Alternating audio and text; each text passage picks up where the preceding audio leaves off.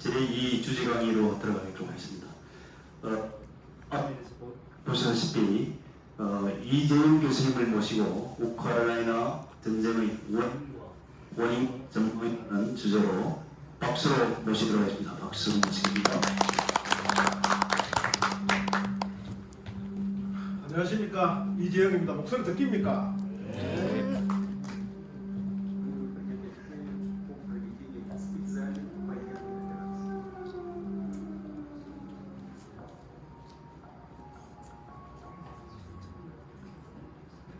Я тут ніяку зброю ми не складемо, будемо захищати нашу державу.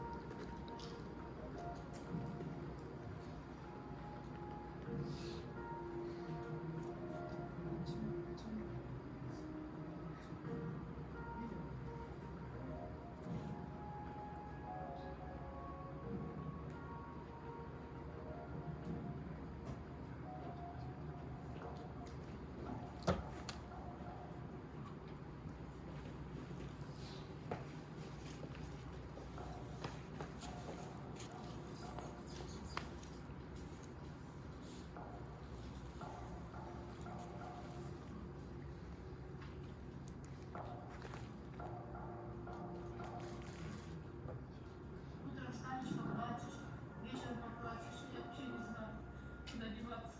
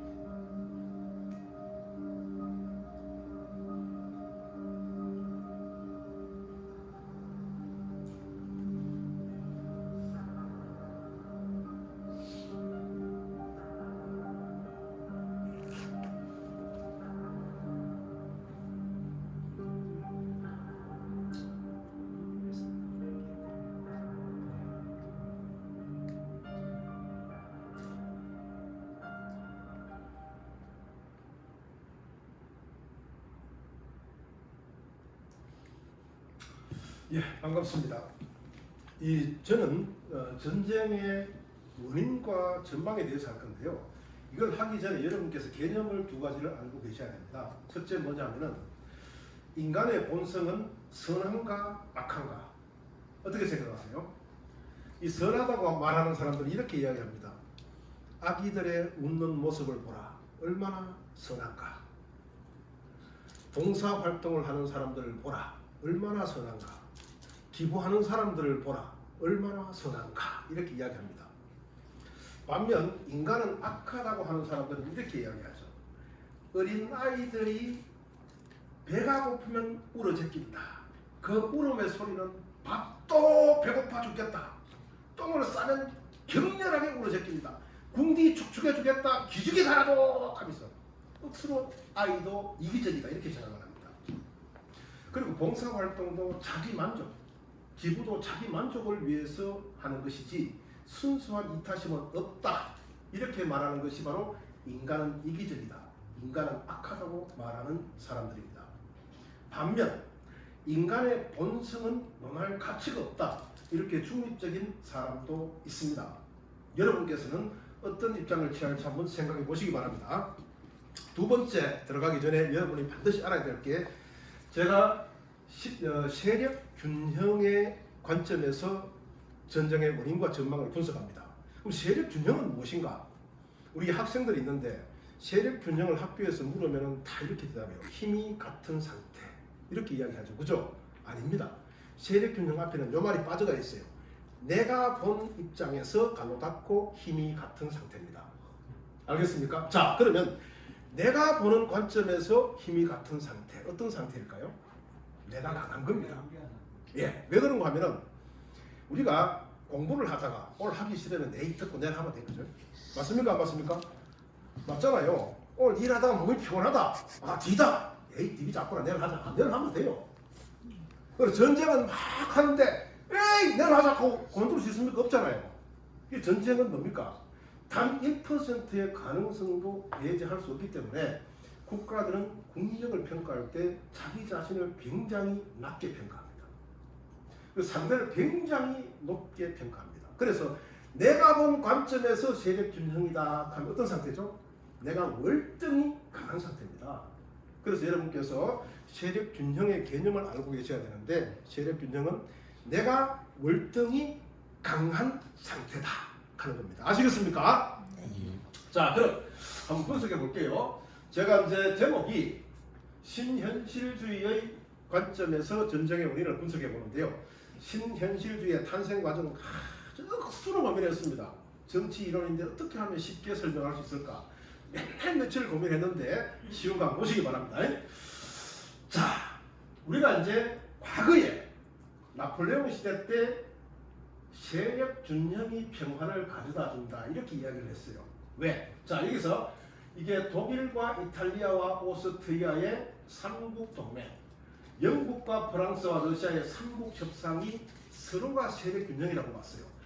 요 삼국 동맹은 내가 강하다고 봤고 삼국 협상도 내가 강하다고 봤어요. 그 전쟁 일납니까? 아니랍니까? 서로가 강하다고 생각했으니까 아니라는 거예요.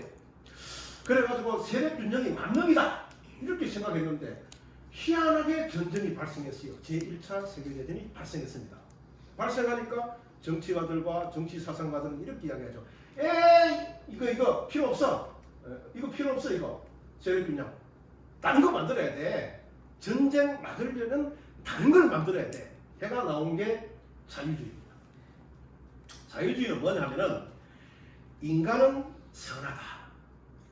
선한 인간들로 구성된 국가도 선하다. 그런데 왜 전쟁이 나?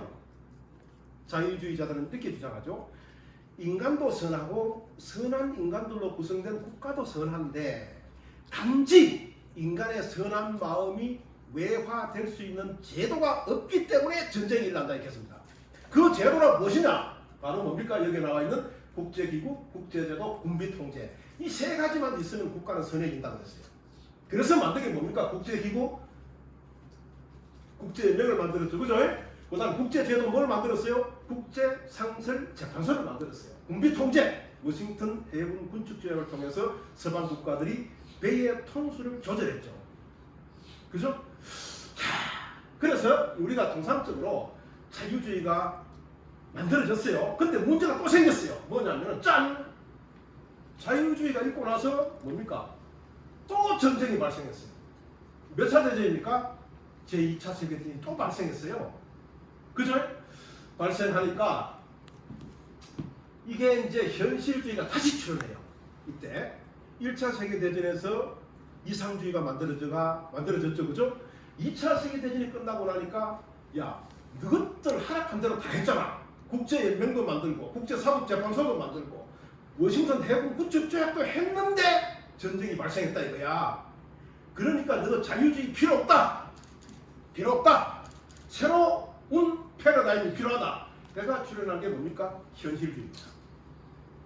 현실주의의 관점은 뭐냐면은 인간은 이기적이다. 이렇게 시작합니다. 인간은 이기적이다. 자, 인간은 이기적인데 국가에서 질서가 어떻게 수립이 되느냐? 바로 행위 규칙의 망, 인간의 행위를 통제하는 망, 법과 제도와 간섭과 도덕이 인간의 이기심을 억누르고 있기 때문에 국가는 유지된다. 이렇게 이야기합니다. 자, 이러한 이기적인 인간들로 구성된 뭡니까? 국가도 이기적이다. 그래서 모든 국가는 자기 자신의 안전과 번영을 위해서 힘의 극대화를 추구한다. 힘의 극대화를 추구하다 보니까 뭡니까? 세력 균형이 형성된다. 왜? 자, 힘의 극대화를 추구하려면 어떻게 합니까? 자기 자신의 군사력을 정강시키고. 그런데 문제는 군사력을 정강시키는 데는 한계가 있어요. 왜? 아니 어떻게 끝까지 정강시킬 거야? 정강시키다가 안 되면 막 군사 동맹 맺는 거야. 그죠? 군사 동맹을 맺으면 또 군사력이 정강이 되겠죠. 그죠? 그래서 군사 동맹을 맺게 됩니다. 그런 군사 동맹과 동맹이 맺어지면 어떻게 됩니까? 세력 균형이 형성되는 거예요. 이 세력 균형이 평화를 가져다 준다. 이렇게 믿는 것이 바로 뭡니까? 현실주의입니다. 그런데 문제는 현실주의는 허황해요. 이론적 체계가 없어요. 그래서 출연한 게 뭡니까? 신현실주의입니다.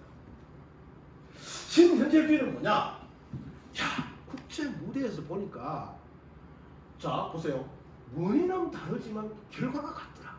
희한해요. 자 여러분 보세요. 국가의 의도와 결과의 불일치. 자 여러분 국제 무대에 존재하는 모든 국가들은 자기 나라의 이익을 확보하기를 원해요. 그죠? 그런데 결과하고 안 맞아요. 이익은 누가 가져갑니까? 강대국이 가져가죠. 강대국과 친한국가들이 갖고 가죠. 즉 뭐냐면은 국가의 의도와 결과는 일치하지 않더라. 그죠? 두 번째 보세요. 국가의 변화와 관계없는 유사한 결과가 발생하더라. 자, 2003년 이때 이제 3년 4년 이때 우리나라에서 이라크에 파병할 때 대통령이 누구였습니까? 노무현 대통령이잖아. 노무현 대통령은 대통령이 되기 전에 반미주의자였습니다. 그죠? 그리고 독립주의자였습니다. 즉 노무현 대통령이 대통령에 당선되고 나서 뭡니까? 국가가 변화했어요. 과거의 정권에서 약간 더 좌측으로 가서 국가가 변화했어요. 그럼에도 불구하고 이라크에 노무현 대통령이 파병을 했어요. 국가의 변화와 관계없이 같은 결과가 나와요. 왜 그럴까요? 바로 뭔가 있다. 뭐냐? 국가의 행위를 속박하는 것은 환경, 체제다. 자 보세요. 왜 체제가 되는가 하면은 자 모든 국가가 국익을 추구하는데 강대국과 친한 놈만 이익을 얻더라. 강대국 중심의 환경이죠. 그죠? 똑같은 결과가 발생합니다. 지금도 마찬가지예요. 사회 국제 무대에서 아무리 국가가 이득을 얻으려고 해봐야 강대국하고 친한 놈만 살아나요. 맨날 저 아프리카 가봐요. 맨날 못 살아요. 그죠? 자, 우리나라 보세요. 대통령이 누가 되든 정권이 어떻게 변하든 미국과의 밀착관계는 지금까지 변함이 없습니다. 왜? 바로 뭡니까? 한국과 미국 간에 맺은 방위조약이 있습니다. 그죠? 환경입니다. 이 환경에 의해서 지배당할 수밖에 없습니다. 에이 무슨 환경에 의해 지배당해? 어쩔 수가 없어요. 자 여러분 우리 일상생활을 생각해 보세요. 일상생활. 예. 자 나는 돈을 벌고 싶다. 전부 돈을 벌고 싶어요. 전부 부자가 되고 싶어요. 그런데 전부 부자가 됩니까? 전부 부자가 됩니까? 안 돼요. 그죠? 돈 가진 놈이 돈을 많이 벌어요. 돈 가진 놈이 돈을 많이 벌어요. 가지지 않은 놈은 아무리 노력해봐야 밥만 겨우겨우 먹고 살아요. 왜 그렇습니까? 사회적 구조가 그래요. 환경이. 그죠? 나는 전빵을 하고 싶다. 전빵 하모입니다. 압니까? 전빵 가게. 나는 전빵을 내가 돈을 벌고 싶다. 전빵을 채렸어. 옆에 세븐일레븐 하나 들어오고 그 다음에 CU 하나 들어왔어. 나 돈 벌 수 있습니까? 못 벌어요. 왜? 환경이 그렇죠. 환경이 속박한다니까. 자 여기 학생이 있는데 20살 학생. 나는 대학생이니까 말이야. 밤새도록 술 퍼마시고 말이야. 새벽 4시에 들어가고 싶어. 딱 하면 집에 할아버지 할머니 계시고 어머니 아버지가 엄한 환경 가정 환경이 엄하다. 할 수 있어요 없어요? 없습니다. 이게 바로 신현실주의적인 관점입니다. 뭐냐 하면은 인간도 그렇고 국가도 그렇고 환경의 영향을 받을 수밖에 없다 하는 게 바로 신현실주의다. 이렇게 볼 수가 있습니다. 내용을 잠시 볼게요. 신현실주의의 관점은 첫 번째, 국제 무대는 무정부 상태다. 정부가 없다. 각자가 생존하기 위해서 각계 도생하는 상태다. 그러므로 국가는 경계 및 경쟁을 할 수밖에 없다. 왜? 어느 놈이 내 먹지는 않을까 눈을 부릅 뜨고 지켜봐야 되고 남들보다 강하게 하기 위해서 군사력을 증강해야 되고 동맹을 맺어야 된단 말이에요. 그죠? 동맹을 맺어야 된다. 자, 협력은 불가능하다. 왜 협력을 불가능하느냐? 협력은 왜 불가능하느냐? 내가 다른 국가하고 협력해서 이익을 반으로 나눴다. 그럼 이익을 가져간 상대국이 국력을 전강해서 나를 침략할 수 있다는 불안감 때문에 협력을 못한다는 겁니다. 두 번째는 종속입니다. 경제적으로 협력한다. 비교 우위에 의해서. 가령 예를 들어서 A라는 국가가 인건비가 비싸서 농사를 못 짓는다. B라는 국가가 인건비가 싸가 쌀농사를 많이 짓는다. 그 우리가 질 필요가 없잖아. 그죠? 그게 뭡니까? 협조잖아요. 비교 우위론. 그러면 나는 농사를 안 짓고 B국에서 전략 곡식을 수매하면 됩니다. 수매하다 보면 신현실주의자 입장에서 보면 뭡니까? 종속이 된다는 거죠. 종속. 나중 되면. 우리가 이걸 쉽게 말해서 자원의 무기화라고 하죠. 그죠? 자원의 무기화. 종속된다.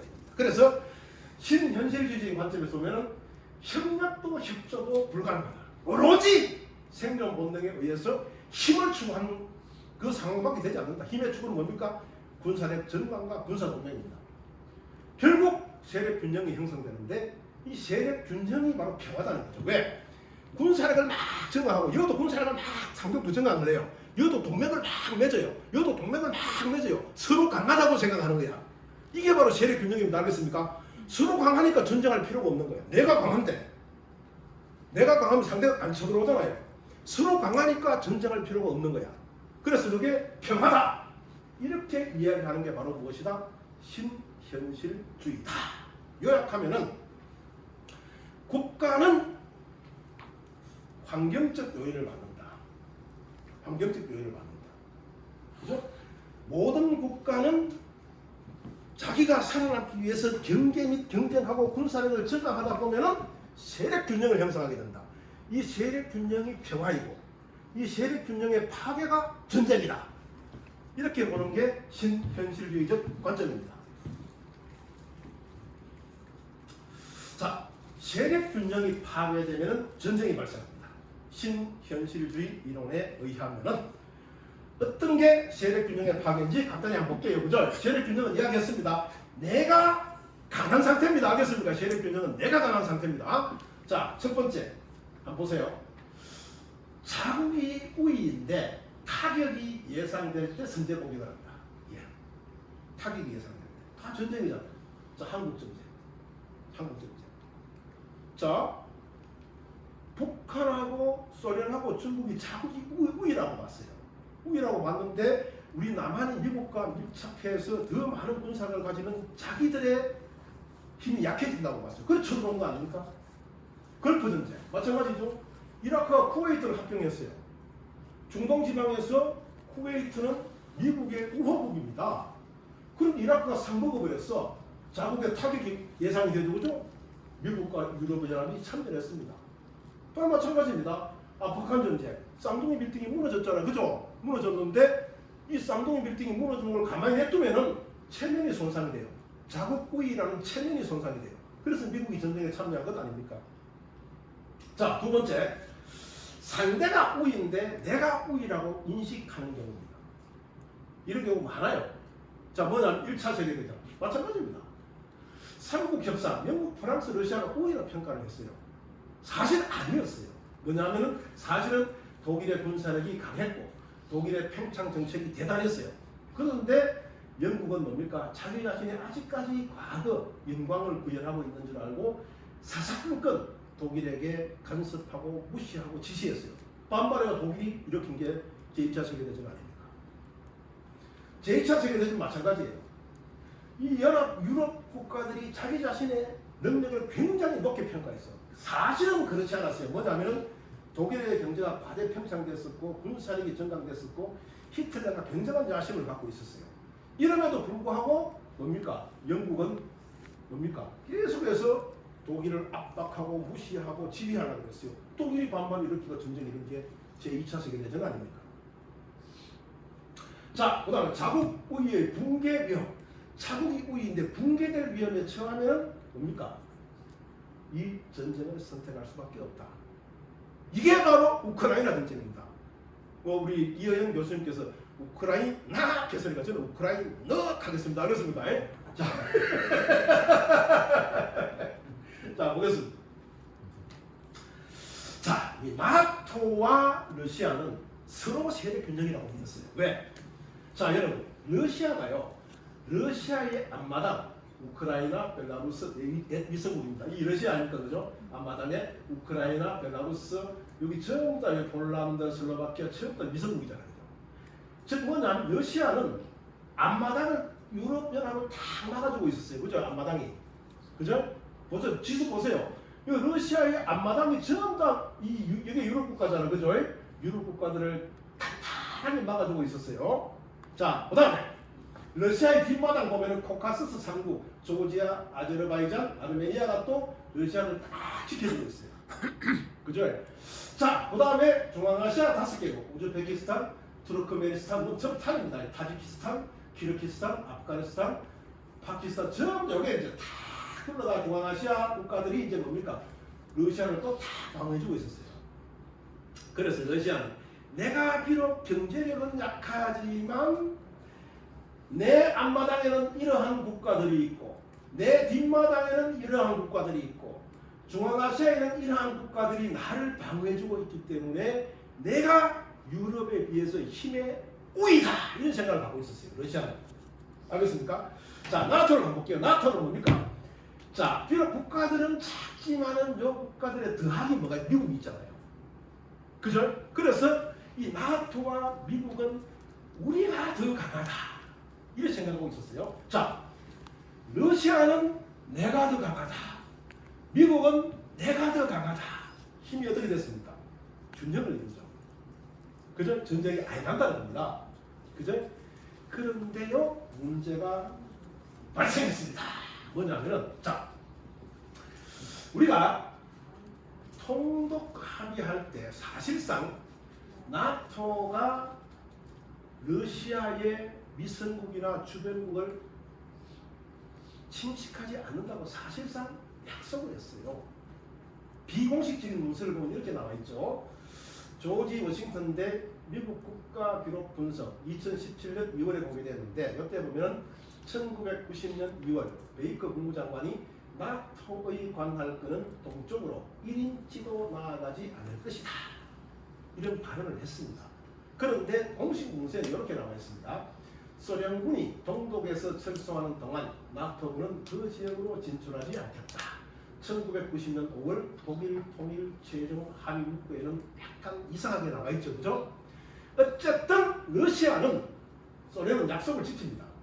뭐냐면은 바르샤바 조약기구를 해체했죠. 1991년 7월에. 그 다음에 미성국가에서 철군했습니다. 89년에서 94년도에 걸쳐서. 그런데 문제는 나토와 미국이 약속을 안 지켰습니다. 즉 뭐냐면은 2004년에 발트 3국 에스토니아, 라트비아, 리투아니아가 나토에 가입되었어요. 즉 러시아 쪽으로 밀고 들어온 거죠. 2008년에는 우크라이나와 조지아까지 나토에 가입시키겠다 이렇게 결의를 했죠. 이후에 나토가 계속 밀고 들어옵니다. 한번 보겠습니다. 자, 여기 한번 보세요. 자, 여기서 처음 이거 소련 미성국이지 옛날에 에스토니아, 라트비아, 리투아니아, 폴란드, 체코, 슬로바키아, 헝가리, 루마니아, 슬로베니아, 불가리아 다 옛날에 미성국 아닙니까? 이거 전부 다 나토 가입 다 시켜버렸어. 알겠습니까? 나토 가입 다 시켜버렸어. 심지어 뭡니까? 스웨덴도 나토 가입 진행 중이야. 이거 한번 보세요.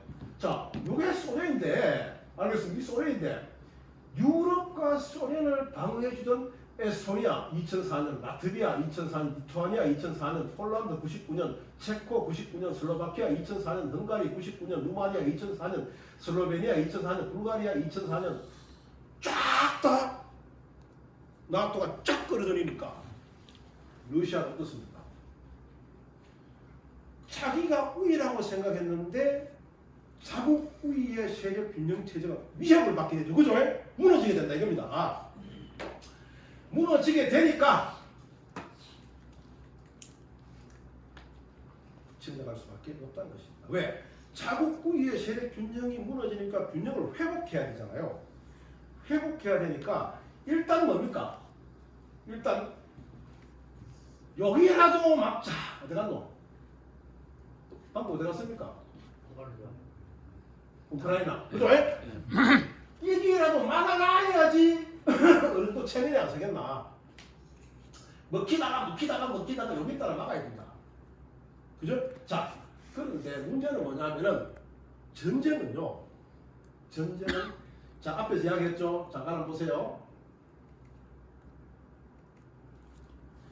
자국 붕괴 우위의 붕괴 위협에 처했죠. 러시아가 그죠? 여기서 전쟁 아니면 회복 불가능하다고 판단한 겁니다. 여기서 승리를 자신했기 때문에 전쟁을 선택한 겁니다. 왜 승리를 러시아가 자신했을까요? 바로 이겁니다. 뭐냐면은 상비군을 보면은 그 당시 우크라이나가 20만, 러시아가 100만. 항공기를 보면은 우크라이나가 120대, 러시아가 1200대 갖고 있었어요. 월등한 차이가 나서 러시아가 22만으로 공격을 했습니다. 공격을 했을 때 국제 환경도 러시아는 이렇게 판단했죠. 나토와 미국은 참전하지 않을 것이다. 승리를 자신했죠. 왜 참전하지 않을 것이냐? 우리가 핵을 갖고 있고 미국과 나토가 참전하면 핵전쟁이 나는데 설마다 참전하겠나? 이렇게 생각하고 뭡니까? 러시아가 공격을 했던 겁니다. 자, 그럼 전쟁은 어떻게 될 것이냐? 자, 미국과 나토가 참전을 했어요. 러시아는 참전하지 않을 것이라고 생각을 했어요. 왜? 핵전쟁을 피하기 위해서 참전하지 않을 것이다. 라고 생각했는데 미국과 나토가 참전을 했습니다. 왜? 미국과 나토도 세력 균형을 이뤄야 되거든요. 왜? 자국 우위를 유지를 해야 된단 말입니다. 참전을 하게 됩니다. 참전을 하게 되는데 미국이 얼마나 많은 돈을 갖다 부었는가 하면은 2022년 2월 전쟁 초기부터 2023년 8월까지 600억 달러, 우리 돈으로 79조 3,400억 원. 그리고 지금 현재 하원에 추가 예산을 요청했는데 400억 달러, 52조 6천억 원. 우리나라 1년 예산이 57조 원입니다. 약 2,500 가까운 돈을 쏟아붓고 있습니다. 왜 돈을 쏟아붓느냐? 신현실주의적인 관점에서 보면은 미국과 나토가 자국의 우위를 유지하기 위해서입니다. 자, 지금도 이야기하죠. 미국과 나토가 우크라이나의 나토 가입을 약속하겠다. 지금은 전쟁 중이니까 안 되지만은 전쟁이 끝나면 가입시키는데 회원국 자격 계획, 이게 뭐 회원국 자격 행동 계획한 게 뭐냐면은 나토에 가입하려면 뭐 자본주의적 경제 체제를 가져야 된다, 민주주의 정치 체제를 가져야 된다, 이런 걸 미도 면제해 주겠다. 지금 현재 그 우크라이나 군의 현대화를 위해 노력하겠다, 이와 같은 약속도 하고 있습니다. 이게 바로 미국과 나토가 세력균형, 다시 말해서 자국 우위를 유지하기 위해서 뭡니까? 우크라이나를 돕는 겁니다. 우크라이나의 독립을 위해 돕는 게 아니에요. 우크라이나가 좋아서 돕는 게 아니에요. 어느 정도 러시아의 길을 죽여놔야 미국과 나토의 세력균형, 자국 우위의 체제가 유지가 된다는 겁니다. 자, 어떻게 될 것인가, 전쟁은?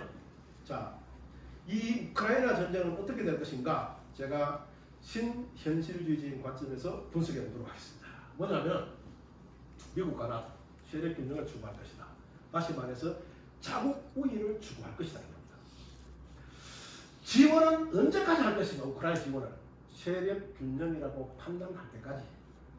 다시 말해서 우크라이나의 국가, 우크라이나라는 국가가 존속하고, 그 다음에 러시아가 종전을 제의하는 등 저자세를 보일 때 미국과 나토는 지원을 끊고 전쟁을 마칠 것이다. 네. 자, 우크라이나 국가가 존속하고 러시아가 저자세로 종전을 제의하면 일단 미국과 나토의 우위가 되는 거잖아요. 그죠? 우위가 되면 전쟁을 그만둘 것이다. 왜 그렇습니까? 바로 과다한 뭡니까?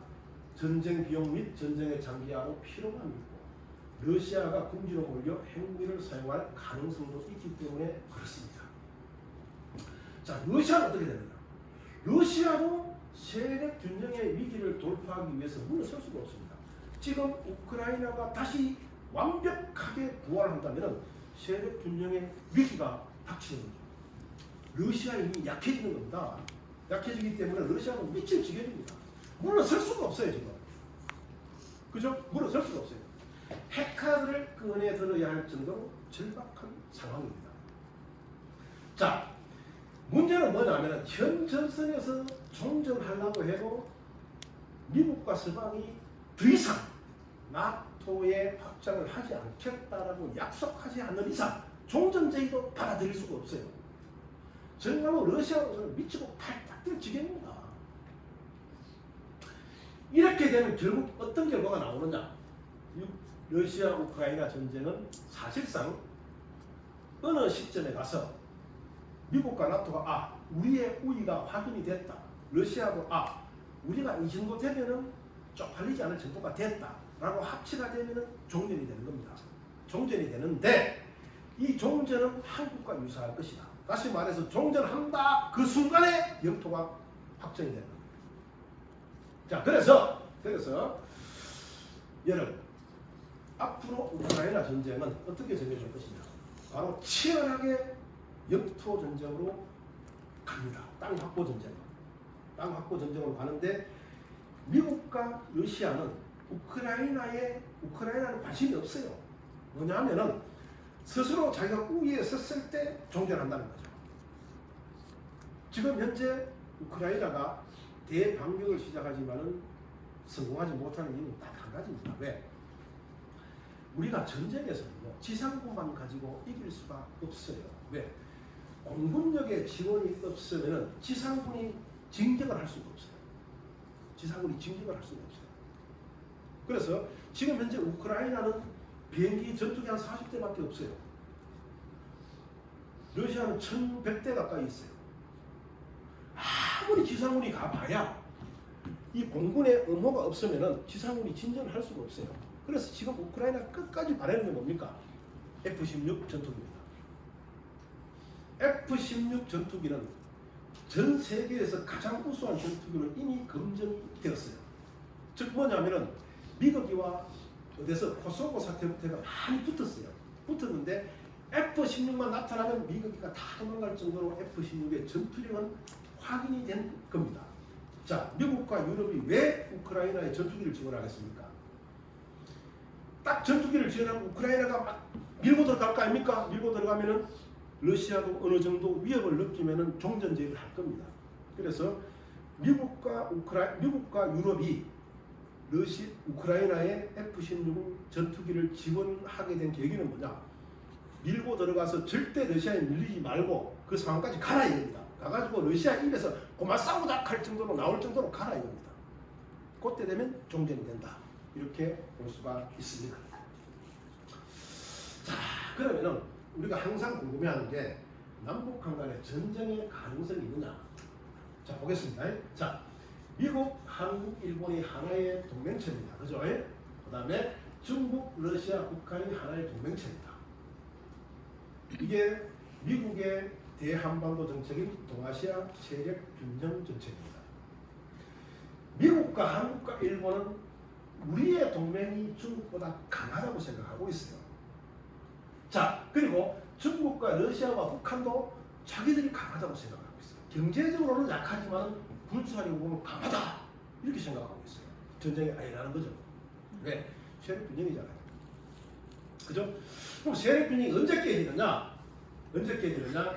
자, 미국과 남한, 일본이 한 개국 혹은 그 이상이 북한으로 중국을 침략했을 때, 혹은 중국, 러시아, 북한 한 개국 혹은 그 이상이 남한 혹은 일본을 침략했을 때 발생합니다. 이런 경우 잘 나타나지 않겠죠. 그래서 우리가 한반도에서 전쟁이 발생할 가능성은 신현실주의적 관점에서 봤을 때는 없다. 이렇게 볼 수가 있습니다. 자, 우리가요 이런 전쟁 일반론에 보면 이런 게 있습니다. 야, 전쟁은 어떻게 돼야 전쟁이 발생하느냐? 힘의 차이에 의해서 이런 게 있습니다. 뭐냐면 전쟁은 힘이 같거나 비슷하면 발생합니다. 자, 여러분, 자, 학생들 잘 들어봐요. 우리가 이제 중학교, 고등학교 때 반이 바뀌잖아. 네? 반이 탁 바뀌면 기싸움이 나잖아. 뒤에 농티들 탁 들끼리 앉아가. 내가 장군 먹어야 된다. 뭉치를 싹 봅니다. 힘이 비슷하잖아. 싸웁니다. 장군 가리기 위해서. 맞지? 자, 근데 제일 앞에 약한 거 보고 뒤에 농티하고 안 싸워요. 왜 안 싸웁니까? 깨면 안 되잖아. 뒤에 놈은 앞에 놈 배액지 건드리가 이마가 뭐시 태권도 4단, 유도 8단 얘가 터지면 쪽 닦아는 게야. 그죠? 이게 더 문제이다. 인간사와 똑같습니다. 인간도 힘이 비슷하면 싸웁니다. 왜 싸웁니까?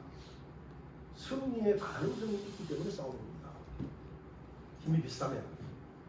그런데 힘의 차이가 많이 나면은 강한 놈은 이기도 먼저이고 지면 쫓아가는 거야. 강자와 약자 사이에는 전쟁이 잘 안 일어나요. 그런데 국제 무대에서는 약간 차이가 있어요. 힘이 비슷한 전쟁이 억수로 자주 일어나요. 국제 무대에서. 그런데 힘의 차이가 있음에도 전쟁이 일어나는 경우가 있어요. 어떤 경우냐? 그 국가의 최고 통치자가 위협을 받거나 그 국가의 종속이 위협을 받을 때는 전쟁이 발생합니다. 이라크 전쟁이 대표적이죠. 그죠? 이라크가 미국의 힘에 잽이 안 되잖아. 그죠? 잽이 안 되는데 사실상 미국이 너그 생화학 무기 있지. 강제로 막 조살락하고 이칼게 후세인 제거하려고 이칼게네. 전쟁이 일어나잖아요. 그래서 우리가 전쟁 일반론에서 보면은 힘이 비슷하면은 전쟁이 발생할 가능성이 높아진다. 왜? 승리의 가능성이 있기 때문에. 힘의 격차가 크면은 전쟁이 발생하지 않는다. 왜? 이기도 본전이고 지는 척비다 나가기 때문에. 그죠? 자, 여러분 한반도에서 신현실주의적인 관점에서 봤을 때는 전쟁의 가능성은 굉장히 낮다. 이렇게 결론을 내릴 수가 있겠습니다. 감사합니다.